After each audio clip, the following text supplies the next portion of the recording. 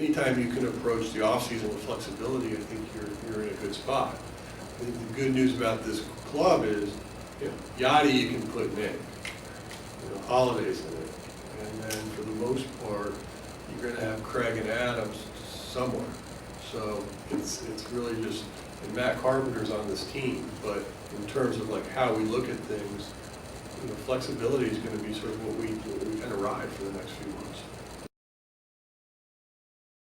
The reason we didn't go out and add to the bench at the trading deadline is, frankly, we were still trying to figure out ways to get Matt Adams at bats. And, had we known that Alan Craig would have had the devastating injury that he had in the first week of September, I assure you we may have looked at things differently. But, we didn't have that crystal ball. We didn't know that answer. And, subsequently it did thin us out a little bit because we didn't have that power that could come in late in the game.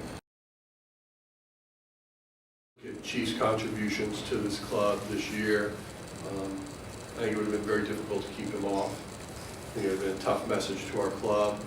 You look at why Shelby Miller was on the roster, and he was that insurance blanket.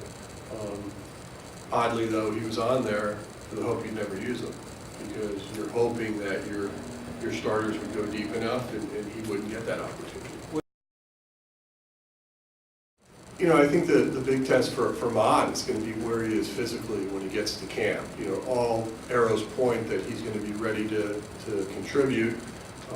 By what I mean by that is be able to participate in spring training games, and depending on how he responds will dictate where he ends up.